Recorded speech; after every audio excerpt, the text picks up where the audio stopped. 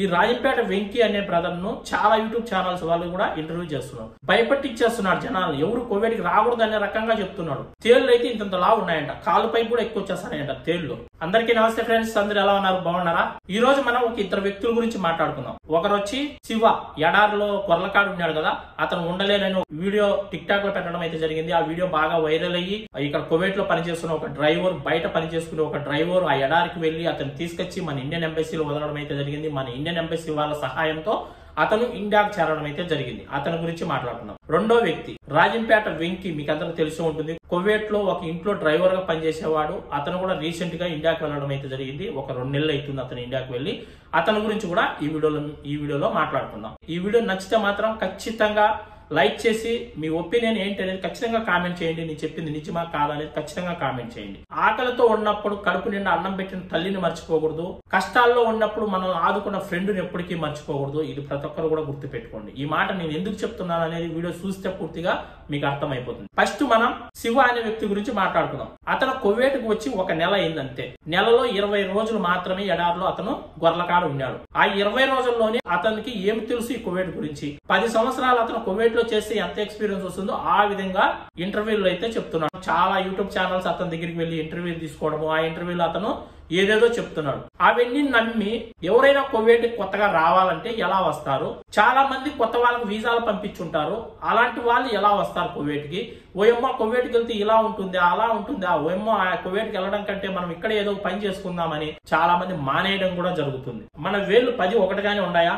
ఒకటి పెద్దదిగా ఉంది, ఒకటి చిన్నదిగా ఉంది, ఇంకా చిన్నదిగా ఉంది. ఈ విధంగా 10 రకాలు ఉన్నాయి. 100 మంది ఒకేలాగా ఉంటారు కదా కువైట్ వాళ్ళు కూడా. ఒక 10 మంది అన్నా చెడ్డవాళ్ళు ఉంటారు కదా.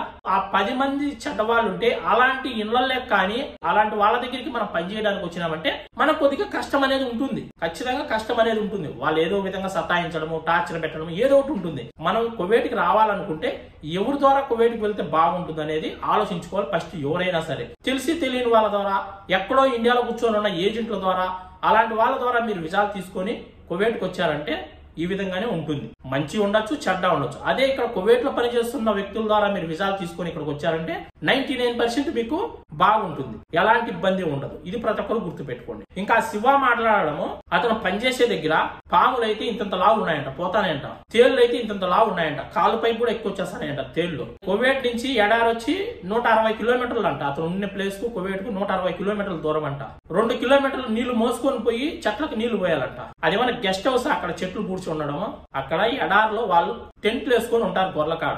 ఆ ఓన్లీ గొర్రెలు ఉంటాయి, ఆ గొర్రెలు లోపలే ఉంటాయి. వాటికి మేపేసుకుంటూ నీళ్లు పెట్టుకుంటూ అక్కడే కాపలా ఉండాలి. కోళ్ళు ఉంటే కోళ్ళకు మేపేసుకుంటూ, పావురాలు ఉంటే పావురాలకు మేపేసుకుంటూ చూసుకుంటూ ఉండాలి. అంత తప్పనిచ్చి ఎగస్ట్రా పని అయితే నాకు తెలిసి ఏమి ఉండదు. ఇంకా చలికాలం వచ్చిందంటే ఖాళీ టైంలో కొద్దిసేపు గొర్రెలను ఇప్పి అలా అలా బయట తిప్పకొచ్చి మళ్ళీ తోలుతారు. 12 గంటలు, సాయంత్రం 2 గంటలు గొర్రెలు అలా అలా బయట తిప్పి మళ్ళీ అక్కడ తోలుతారు.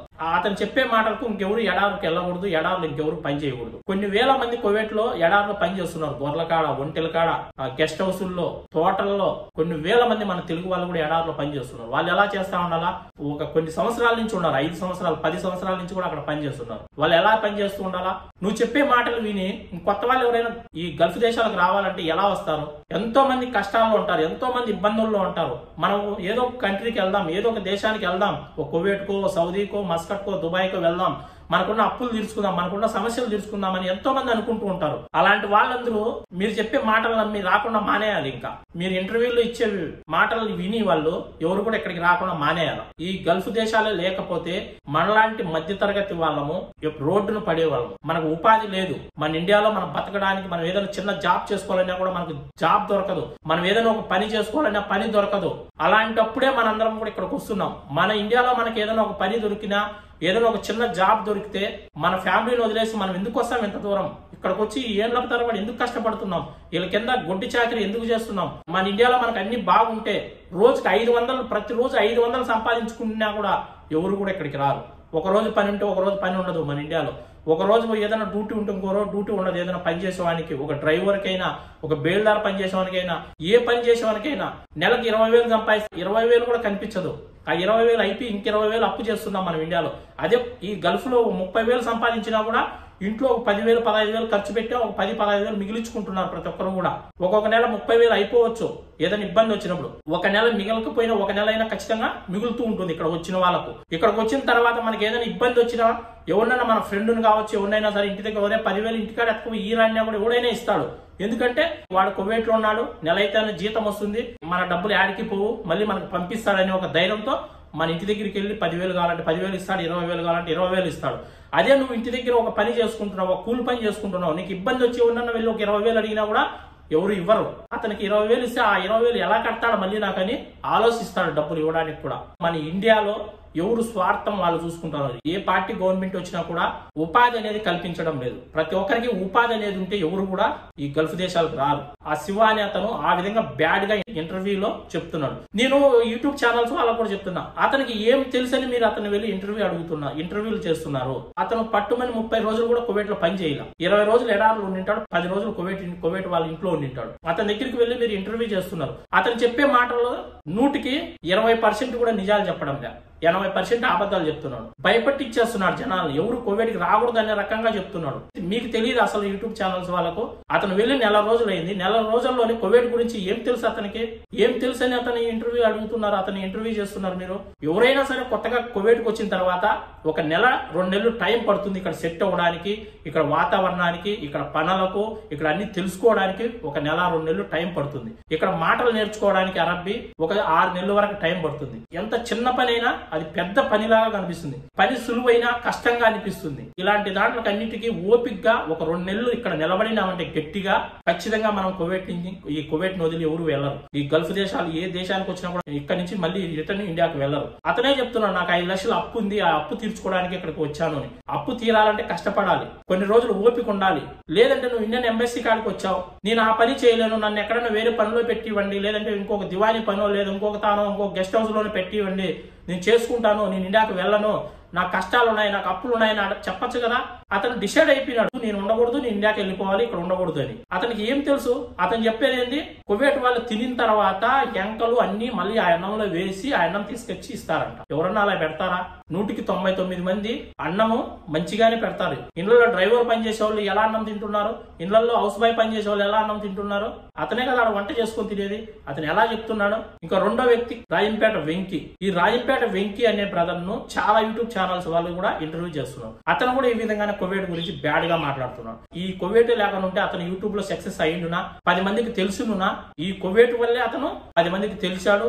ఈ రోజు ఒక 5 లక్షల పైన సబ్స్క్రైబర్లను సంపాదించాడు. ఈ రోజు యూట్యూబ్ లో నెలకు ఒక 50,000 60,000 డబ్బులు సంపాదిస్తున్నాడు. ఈ కోవిడ్ వల్లే కదా. అతను చేస్తున్న ఇల్లు చాలా మంచిదని అతనే చెప్తూ ఉంటాడు. మా మేడం చాలా మంచిది, మా సార్ చాలా మంచోడు, మా సారే యూట్యూబ్ లో వీడియో చేసుకోమన్నాడు, ఈ విధంగా చేయన్నాడు, ఆ విధంగా చేయన్నాడు, మా ఇంట్లో భోజనం ఈ విధంగా ఉంటుంది, ఆ విధంగా ఉంటుంది. అదే విధంగా పక్కన కూడా ఉంటుంది కదా. ఏదో ఒకరు ఇద్దరు మంచి వాళ్ళు ఉండరు, ఒక ఇల్లు 2 ఇల్లు మంచిగా ఉండవు. అలాంటివే పట్టుకొని ప్రతి ఇంటర్వ్యూలో కూడా నువ్వు కోవిడ్కి వెళ్తే ఇలా ఉంటుంది, కోవిడ్ వాళ్ళు కొడతారు, వచ్చేయాలన్నా కూడా పాస్పోర్ట్ వాళ్ళ దగ్గర ఉంచుకుంటారు, మనకు పాస్పోర్ట్ ఎవరు, వెళ్ళిన తర్వాత 2 సంవత్సరాలు మనం వాళ్ళ దగ్గర సచ్చినట్టు పని చేయాలి, మనల్ని ఇండియాకి పంపించరు, ఇంటికి పంపించరు, ఏదేదో చెప్తున్నావు. నీకు తెలియదా ఈ కోవిడ్ గురించి? నువ్వు ఒక 4-5 సంవత్సరాలు నువ్వు కూడా పని చేసింటావు కోవిడ్ లో, నీకు కూడా తెలిసి ఉంటుంది కదా. మంచి చెడు అనేది ప్రతి దేశంలో కూడా ఉంటుంది. కోవిడే కాదు, ఇండియాలో ఉంది, కువైట్ లో ఉంది, సౌదీలో ఉంది, మస్కట్ లో ఉంది, ఎక్కడైనా ఉంటుంది. అయితే మనం వచ్చేటప్పుడు ఆలోచించుకొని రావాలి. ఎవరి ద్వారా వీసా తీసుకొని పోతే బాగుంటుంది. వీసాలేమి ఎవరైనా ఇచ్చేస్తారు అడిగితే, ఎందుకంటే డబ్బుల కోసం ఆశపడి ఎవడైనా వీసాలు ఇచ్చేస్తాడు. ఇక్కడికి వచ్చినాక ఎవరు పట్టించుకోరు. అదే మనం తెలిసిన వ్యక్తుల ద్వారా ఇక్కడికి వచ్చామంటే అతను భయపడి మంచి ఇంట్లోకే మిమ్మల్ని తీస్తాడు. ఏదైనా రేపు ఇబ్బంది వస్తే నన్నే అడుగుతారు అని వీసా తీసే వ్యక్తి కూడా భయపడతాడు. ఇలా ఇంటర్వ్యూలు ఇచ్చేసి తెలిసి తెలియనివన్నీ చెప్పేసి అందరిని భయపడిచ్చేస్తే కొత్త వాళ్ళు ఎలా వస్తారు ఇక్కడికి? ఇది రాజుల పరిపాలన గల్ఫ్ దేశాలు అనేటివి. వీళ్ళు ఒకవేళ మీరు ఇచ్చే ఇంటర్వ్యూలు కావచ్చు, మీరు చేసే వీడియోస్ కావచ్చు చూసి వీళ్ళు ఏదైనా మన ఇండియా పైన గట్టిగా నిర్ణయం తీసుకొని ఇండియా దేశస్తులు ఎవరు గల్ఫ్ రాకూడదని బ్యాన్ చేస్తే అప్పుడు మధ్యతరగతి వాళ్ళందరూ మనలాంటి వాళ్ళందరూ ఎక్కడికి వెళ్ళి బతకాలి? మన ఇండియాలో మనకు ఉపాధి దొరుకుతుందా బతకడానికి? కొద్దిగా ఆలోచించుకోవాలి. మనం ఒక ఇంటర్వ్యూ ఇచ్చేటప్పుడు ఉన్నది ఉన్నట్టు చెప్పండి, ఆపద్దాలు చెప్పకండి. ప్రతి దేశంలో కూడా మంచి చెడు అనేది ఖచ్చితంగా ఉంటుంది. మంచి వాళ్ళు ఉంటారు, చెడ్డ వాళ్ళు ఉంటారు. అవి ఆలోచించుకొని చెప్పాలి. మనం ఏదేదో మాట్లాడకూడదు. ఈ వీడియోని అయితే ప్రతి ఒక్కరు లైక్ చేయండి. నేను చెప్పింది నిజమే కాదనేది ఖచ్చితంగా కామెంట్ చేయండి. మరొక మంచి వీడియోతో మళ్ళీ కలుసుకుందాం. అందరికీ బాయ్ ఫ్రెండ్స్, జై హింద్.